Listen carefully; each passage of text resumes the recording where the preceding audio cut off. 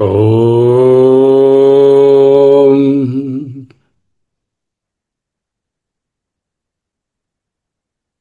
ఓం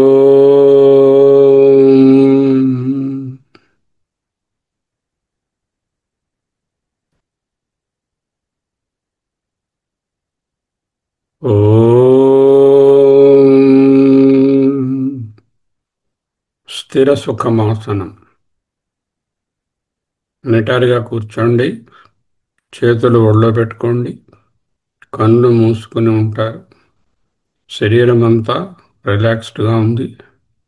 మనసు ఏ విధమైన చలనం లేకుండా ఏకాగ్రంగా ఉంది.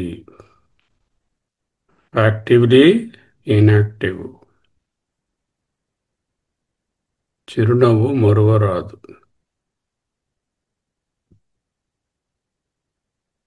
రాజవిద్యా రాజగుహ్యం పవిత్రం ఇదముత్తమం ప్రత్యక్షావగమం ధర్మ్యం సుసుఖం కర్తుమవ్యయం.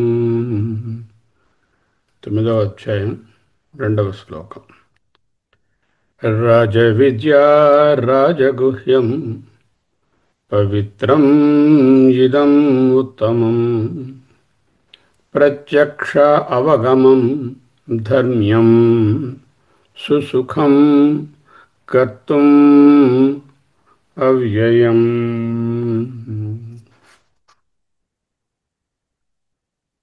ఫార్ములా ఏమిటి? మెట్లు. కర్మయోగము చేసే తీరాలి. నిష్కామమైన ఈశ్వరార్పణ బుద్ధితో ఈశ్వరుని కొరకు ఈశ్వరుడే ఇచ్చినట్టుగా కర్మను చేసుకోవడం. ఉపాసన యోగము, అందులో సగుణ ఉపాసనలు. నెక్స్ట్ స్టెప్ నిర్గుణ ఓంకార ఉపాసన. నెక్స్ట్ సమాధి షట్క సంపత్తితో చిత్త ఏకాగ్రతను సంపాదించుకొని పై రెండు మార్గాలలో జ్ఞానయోగం. All three, this package itself only is మోక్షం. నాట్ స్ట్రైట్ జ్ఞానయోగం ఇస్ నాట్ పాసిబుల్. ఓకే. కర్మయోగంలో చిత్తశుద్ధి, ఉపాసనలో చిత్త ఏకాగ్రత, జ్ఞానంలో శ్రవణ మననాలు, నిధిధ్యాసన చేసి జీవ బ్రహ్మ ఏకత్వమైనటువంటి స్థితికి చేరుకోవడం. జ్ఞానం పొందితే ఇక్కడే ఇప్పుడే జీవన్ముక్తి, మరణించాక విదేహముక్తి. ఒకవేళ జ్ఞానం పొందకుండా మరణిస్తే తిరిగి రావడం తప్పదు. మళ్ళీ మనుషులుగా పుడతామనే గ్యారంటీ లేదు. అందువలన 9, 10, 11, 12 అధ్యాయాలలో జ్ఞానాన్ని అత్యంత ఉత్కృష్టంగా వివరించారు. ఈ విజ్ఞాన సహిత జ్ఞానమున్నదే ఇదం పవిత్రం, ఇదం ఉత్తమం, ఇదం రాజవిద్య. రాజవిద్య అంటే ఏంటంటే రాజులకి పనికొచ్చే విద్యనే అర్థం కాదండి. రాజవిద్య, విద్యారాజము. రాజ, రాజురు అనే ధాతువునకు అర్థం ఏమిటంటే ప్రకాశము అని అర్థం. రాజతే గిరిరాజతే. రాజ్, రాజులు, శత్రు ప్రత్యయం. దానికి ప్రకాశం అని అర్థం. ఈ ప్రకాశము, ఈ విద్య ప్రకాశ స్వరూపము. రాజ విద్య జ్ఞానం కదండి. లేక అన్ని విద్యలకు తలమానికము. ఇదే పరావిద్య. మిగతావన్నీ అపర విద్యలు. విద్యారాజము. రాజము, రాజ అనే పదం శ్రేష్టవాచకంగా కూడా చెప్పుకోవచ్చు. రాజగుహ్యం. గుహ్యం అనే దానికి అర్థం రహస్యం అని కాదండి. గుహ్యం, గహనం అంటే చాలా లోతైనది, సులభముగా పట్టుబడిన దాన్ని గుహ్యం అంటాం. అటువంటి వాటిలో ఇది మళ్ళీ రాజు అంటే శ్రేష్టం. రాజ విద్య రాజగుహ్యం ఇదం పవిత్రం పావనం అన్నమాట. రాజవిద్యా విద్యానాం రాజా దీప్తి అతిశయత్వాత్ దీప్యతే హి ఇయం అతిశయేన బ్రహ్మ విద్య సర్వవిద్యానాం రాజవిద్యా తథా రాజగుహ్యం గుహ్యానాం రాజా పవిత్రం పావనం ఇదం దిస్ వన్ ఉత్తమం సర్వేషాం పావనానాం శుద్ధికారణం ఇదం బ్రహ్మజ్ఞానం ఉత్కృష్టతమం. మనను అన్ని రకములు కర్మలు పవిత్రం చేస్తాయి, కొంతవరకు ఉపాసనలు పవిత్రం చేస్తాయి. వాటన్నిటికన్నా ఇది పరమ పవిత్రము అంటే మోస్ట్ ప్యూరిఫైయర్. అనేక జన్మ సహస్ర సంచితమపి ధర్మాధర్మాది సమూలం కర్మ క్షణమాత్రాత్ భస్మీకరోతి యతః అతః కిం తస్య పావనత్వం వక్తవ్యం అంటే అనేక జన్మలైనటువంటి సంచిత కర్మలలో ప్రోగు చేయబడిన వాటిని ధర్మాధర్మములన్నిటినీ సమూలంగా అజ్ఞానాన్ని ఒక క్షణకాలంలో భస్మం చేస్తుంది. అటువంటి జ్ఞానము గురించి అది ఉత్తమము, పవిత్రము, పరమని ఏమని వర్ణించగలము? అతః కిత్తస్య పావనత్వం వక్తవ్యం అంటే వర్ణించ సంభవము కాదు. రాజవిద్యా రాజగుహ్యం పవిత్రం ఇదముత్తమం. బాగుందండి. విద్యారాజము, విద్యాశ్రేష్టము, ప్రకాశ స్వరూపము, అన్నిటికన్నా లోతైనది. Very difficult to first of all get into that particular అధికారిత్వం. పవిత్రం, వెరీ ప్యూరిఫైయింగ్. ఇదం ఉత్తమం, ది హైయెస్ట్ సూపర్లేటివ్. ప్రత్యక్షావగమం, it can be verified by practical experience. So many things will be there which you cannot verify by your practical experience. Okay, this everyone once you get into it, you can have a practical verification. ధర్మ్యం అన్నారు. ధర్మ్యం అంటే ధర్మాత్ అనపేతం అంటే ఏనమపి స్యాత్ దుస్సంపాద్యం ఇది ఆహా అంటే ఇది ధర్మ విరోధి కాదు. ఆత్మజ్ఞానము పూర్తిగా ధర్మములోనే జ్ఞానం ఉన్నది. జ్ఞానము, ధర్మము భగవంతుని యొక్క పర్యాయ పదములు. నామమునకు ధర్మమన్నా జ్ఞానమన్నా సమమన్నా ఒకటే అర్థం.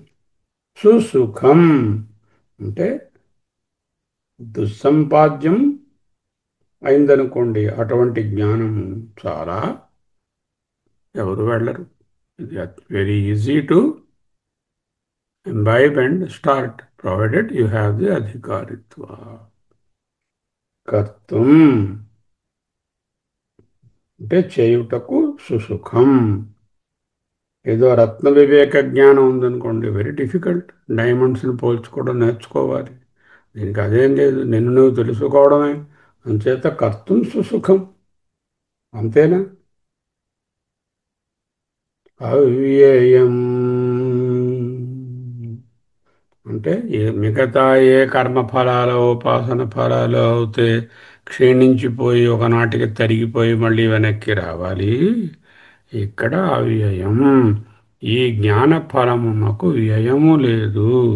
ఈ జ్ఞాన ఫలము నిశ్చితంగా నిలిచియే ఉంటుంది. అటువంటి జ్ఞానాన్ని తెలుసుకొని అనుష్ఠానం చేసి అందు ఉంటామా, లేకపోతే ఇంకా బయట ఎక్కడో ఇటు అటు రోడ్ల మీద తిరుగుతున్నట్టుగా మిగతా జ్ఞానాలలో, సవిశేష జ్ఞానాలలో తిరుగుతూ ఉంటాము? ఆలోచించుకోండి. ప్యాకెట్ ముందే చెప్పాను. కర్మయోగం, సాకార ఉపాసన, నిరాకార ఉపాసన, నిరాకార నిర్గుణ పరబ్రహ్మ, శ్రవణ మనన నిధిధ్యాసలు. ఈ ప్యాకేజ్ అంతా ఒక package. Can't take one alone.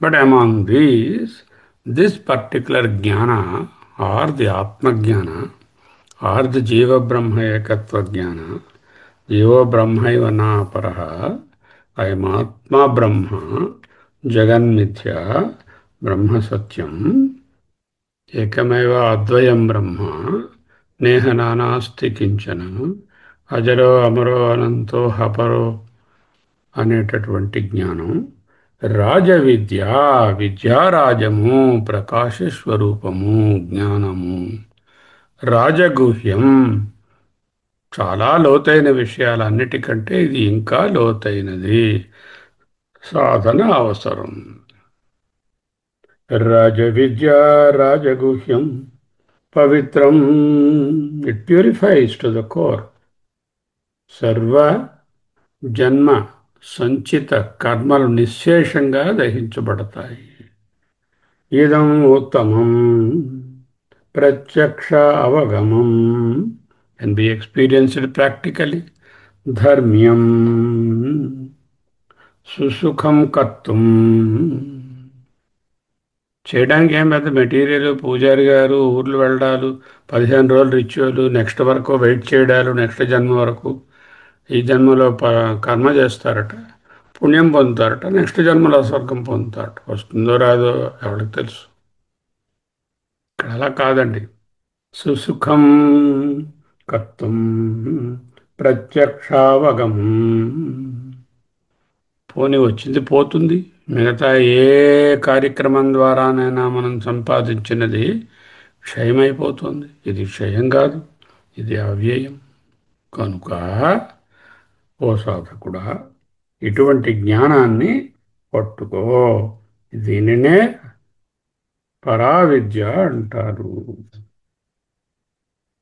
తలమానికం జ్ఞానాలన్నిటిలోకి పవిత్రం అత్యంత పవిత్రమైనది కర్మరూపంలో ఉన్న సకల సంచిత కర్మలను కడిగి వేస్తుంది నహి జ్ఞానేన సదృశం పవిత్రం ఇహ విద్యతే 4:38లో చూశాం ప్రత్యక్షావగమం ఇప్పుడే ఇక్కడే దొరుకుతుంది ఎప్పుడో ఫ్యూచర్ టెన్స్లో కాదు పోస్టమస్గా కాదు ధర్మ్యం ధర్మయుక్తం ధర్మాన్ని ఆధారం చేసుకునే ఈ జ్ఞానం ఏర్పడింది ధర్మము జ్ఞానము రెండు బ్రహ్మమే సుసుఖం చాలా చేయడానికి కర్తం సుసుఖం చాలా ప్రాక్టీస్ చేయడానికి చాలా సుఖము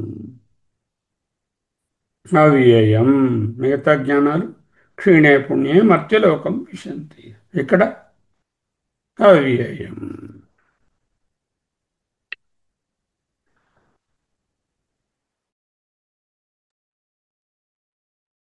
రాజవిద్యా రాజగుహ్యం పవిత్రం ఇదముత్తమం ప్రత్యక్షావగమం ధర్మ్యం సుసుఖం కర్తుం అవ్యయం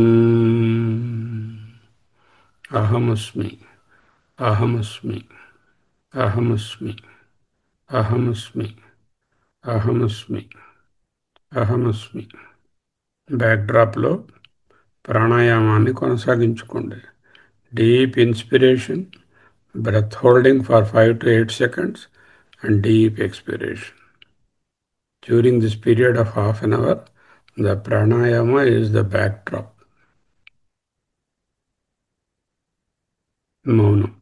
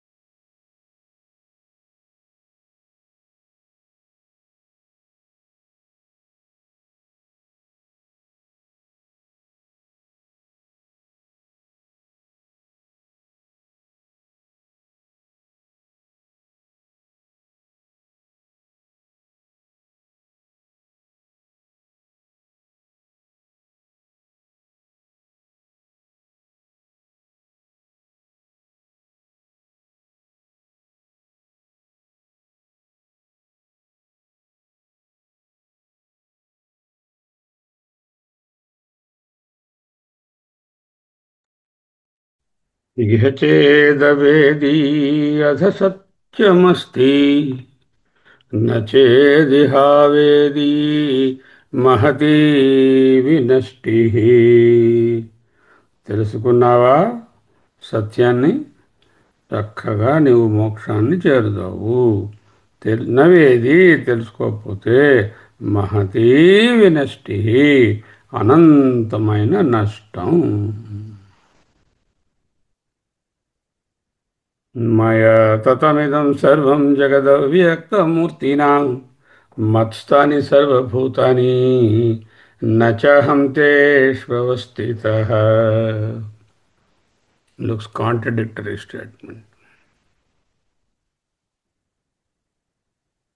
జాగ్రత్తగా చూడాలి. మయా తతమిదం సర్వం జగదవ్యక్తమూర్తినా మత్స్థాని సర్వభూతాని నచహం తేష్వస్థితః. అవ్యక్తమూర్తి అంటే నిరాకార నిర్గుణ పరబ్రహ్మం. అవ్యక్తంలో నాలుగు వస్తాయి, చెప్పుకున్నాం కదా. పరబ్రహ్మం, మాయ, మాయా సహిత ఈశ్వరుడు,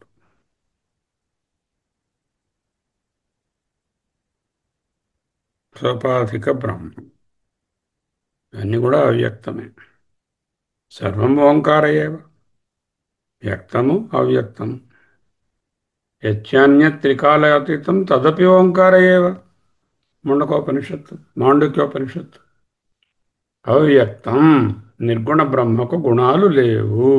బ్రహ్మను ఆబ్జెక్టుగా చూడలేము. మొదటి అంశం ఏమిటి? అవ్యక్తం. సరే, అవ్యక్తం అంటే ఎక్కడో ఉంది, మనకు కనపడలేదు. నో, మయా తదమిదం సర్వం. ఇదం సర్వం, ఈ సమస్తమైన జగత్తు, మయా నా చేత, పరమాత్మ చేత, ఆత్మ చేత, సాక్షి చైతన్యం చేత తతం వ్యాపించి ఉన్నది. ఆకాశవత్. మయా తతమిదం సర్వం జగత్. ఇదం సర్వం జగత్ మయా తతం అవ్యక్తమూర్తినా. Though I'm not an object, though I'm not ఇంద్రియ గ్రాహ్య, though I'm not available for physical verification. Without me, there is nothing. Everything I have pervaded. Just as the space or akasha pervades every bit of this universe, maya tatamidam sarvam జగదవ్యక్తమూర్తినా. భూతములన్నీ ఎక్కడున్నాయండి? మత్తాని సర్వభూతాని. అన్ని ప్రాణులు నాయందే నెలకొని ఉన్నాయి. ఇక్కడ భూతాని అంటే ప్రాణం అన్నవని కాదు. భూతములు, ప్రాణులు, వస్తువులు అన్నీ అని అర్థం. ఆ భూతాని అనేది సర్వానికి ప్రతిరూపం. మత్స్థాని, నాయందే నెలకొని ఉన్నాయి అంటే విశ్వానికి నేనే ఆధారము. English cinema, Japanese cinema, tragedy cinema, comedy cinema అన్నీ ఆ స్క్రీన్ మీదే ఉన్నాయి. ఆ స్క్రీను ఆధారము. సర్వ సినిమాధారం ఎలాగో సర్వ వస్తు భూత ఆధారం. మత్స్థాని సర్వభూతాని విశ్వాధారం గగన సదృశం మేఘవర్ణం శుభాంగం. భుజగశయనం మొదటి స్థాయి వాడు. అంటే ఏమిటి? భగవంతుడు పర్టికులర్ చోట పడుకున్నాడు, దేశకాల పరిచితుడై ఉన్నాడు, ఆయన ఏదో పాలకడలిలో పడుకున్నాడు. ప్రాథమిక దశలో ఎక్కడో ఒక చోట ఉన్నాడు అని మొదలు పెడితే ఇక్కడే ఉన్నాడు అని తర్వాత తెలుస్తుంది.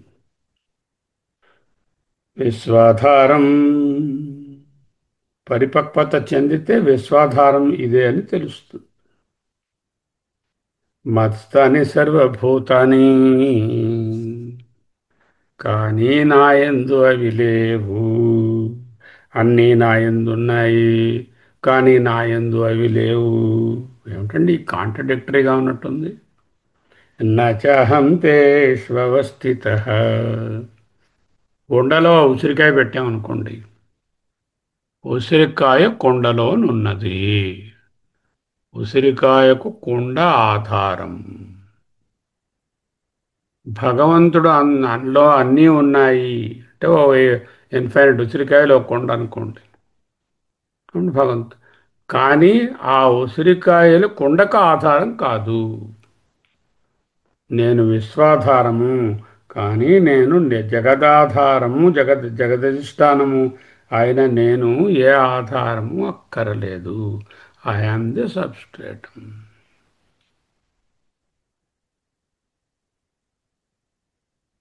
సినిమాలో చూస్తున్నటువంటి ప్రతి దృశ్యంలోని తెర ఉందా లేదా? ఉంది. అయితే తెర ఆ దృశ్యంతో తాదాత్మ్యం చెంది ఉందా? తెరకు ఆ దృశ్యం ఆధారమా?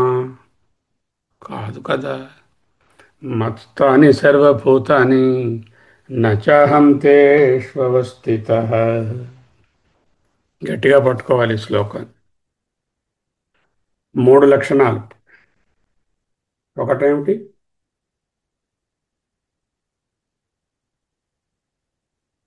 మయా ఆతతం ఇదం సర్వం జగత్ సర్వవ్యాపకం. రెండవదేమిటి? అవ్యక్తమూర్తినా నిర్గుణ నిరాకార పరబ్రహ్మాన్ని ఆత్మ అంటున్నాము. జగ జగన్ జగన్మిథ్యా బ్రహ్మ సత్యం. ఆ జగత్తుకు జగదాధారం. నిజంగా జగత్తుందా? మిథ్యా జగత్తుకు అధిష్టానం. కల్పిత సర్పానికి అధిష్టానం రజ్జు. నిజంగా రజ్జు దేనికి అధిష్టానం కాదు. కల్పితమంతా ఎక్కడ ఉన్నది? ఆ రజ్జు మీదనే ఉన్నది. చేత మిథ్యా జగదధిష్టానం నచాహం తేష్వస్థిత. సర్పము రజ్జువునకు ఆధారము కాదు. రజ్జువే సర్పమునకు ఆధారము. మయా తతమిదం సర్వం జగత్. Number one. అవ్యక్తమూర్తినా. అంతా ఉంటే ఏం కనపడలేదు, నేను కనపడను. ఎందుకంటే నేను చూడబడేటటువంటి వస్తువు కాదు, చూచే నేనే చైతన్యము.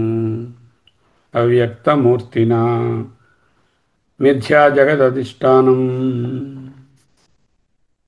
మత్స్థాని సర్వభూతాని నచాహం తేష్వస్థితః.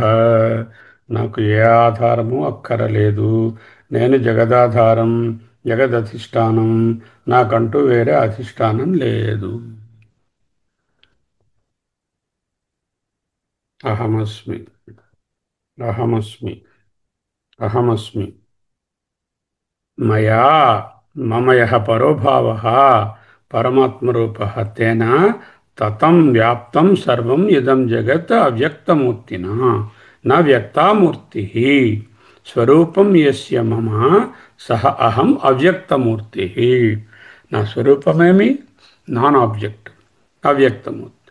తేన మయా అవ్యక్తమూర్తినా కరణాగోచర స్వరూపేణ ఇత్యర్థః. కరణముల చేత, ఇంద్రియముల చేత అగోచర స్వరూపం. అదృష్టం, అవ్యవహార్యం, అగోచరం, అచింత్యం, అవ్యపదేశ్యం. అది కదా ఆత్మ. అదే తురీయం. అదే నేను. మత్స్థాని సర్వభూతాని బ్రహ్మాదిని స్తంభ పర్యంతాని సర్వభూతాని మత్స్థాని. నహి నిరాత్మకం కించిత్ భూతం వ్యవహారాయ అవకల్పతే. ఆత్మతత్వము లేనటువంటి వస్తువును ఊహించలేవు. అతో మత్స్థాని మయ ఆత్మనా ఆత్మతత్వేన సర్వం స్థితాని. ఆత్మతత్వంగా అన్నీ నాయందే ఉన్నాయి. మరి నచాహం తేష్వస్థితః.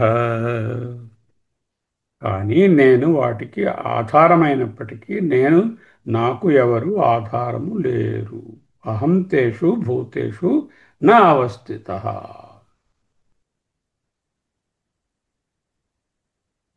అంటే ఏమిటి అర్థమైందండి? ఆత్మ నాలో ఉన్నదండి అంటే ఏమైంది? నా శరీరం ఉంటే ఆత్మ ఉంది. అంటే నా శరీరం మీద ఆత్మ ఆధారపడి ఉంది. ఎంత తప్పు అవగాహన అండి! ఆత్మ నాలో ఉన్నది. కుండ భద్రవత్. నేను కొండ అయితే కొండలో ఉన్న ఉసిరికాయ ఆత్మ. అలాగే అర్థం చేసుకుంటారు. అంటే ఏమైంది? ఆత్మకి మీ శరీరం ఆధారం. మీ శరీరం లేకపోతే ఆత్మ లేదు. ఆకాశానికి కొండ ఆధారం. కొండ లేకపోతే ఆకాశమే లేదు. ఎందుకు? ఆకాశం లోపల స్పేస్ ఉంది కదా. అలాగే అర్థం. మత్స్థాని సర్వభూతాని నచహం తేష్వస్థిత విశ్వాధారం గగన సదృశం అన్నారు వేదవ్యాసులు. అందుకే వెంటనే అటువంటి ఆకాశము సర్వమునకు ఆధారం. అన్ని ఆకాశమునందే ఉన్నాయి. ఆకాశానికి వేరే ఆధారం అక్కరలేదు. అలాగే ఈ అవ్యక్త రూపమైనటువంటి సర్వవ్యాపకమైనటువంటి ఈ ఆత్మ పరమాత్మ అన్ని భూతములకు ఆధారము. కానీ దీనికి వేరే ఆధారం ఏది అక్కరలేదు. అటువంటి ఆత్మ ఎక్కడుందండి? ఒక పెద్ద పెద్ద ఆయన, ఒక ఆయన తాతగారు గడ్డాలు ఆయన, ఆ మేఘాల్లో ఉన్నారు. ఆయన పరమాత్మ, నేను జీవాత్మ. అదే అర్థం.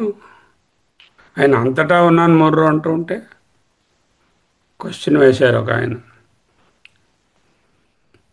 విష్ణుమూర్తి వైకుంఠంలో ఉన్నాడా?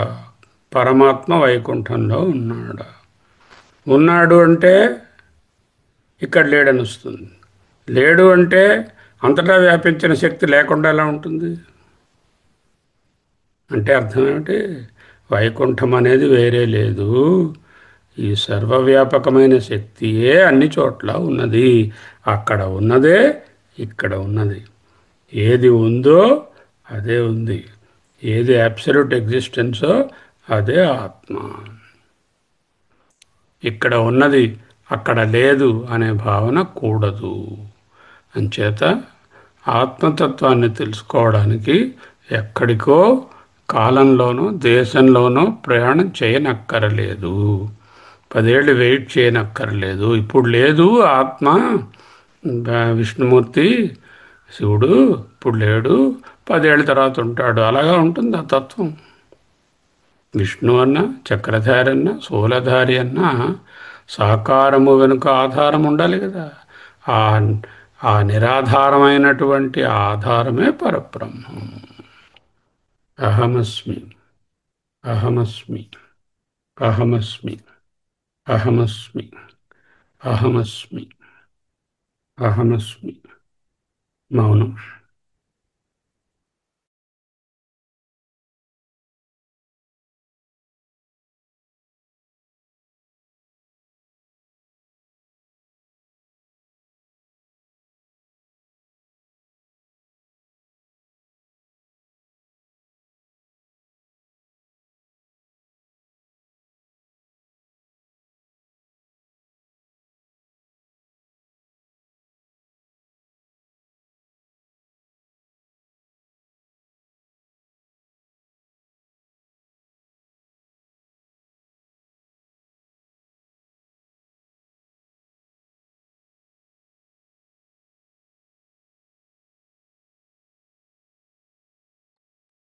సోహం, సోహం, సోహం, సోహం.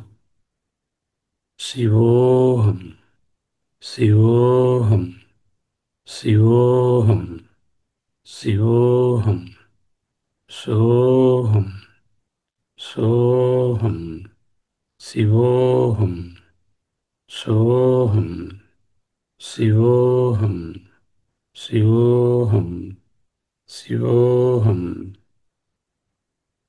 చిదానందరూప శివోహం, శివోహం. తదేకోవశిష్టः శివः కేవలోహం.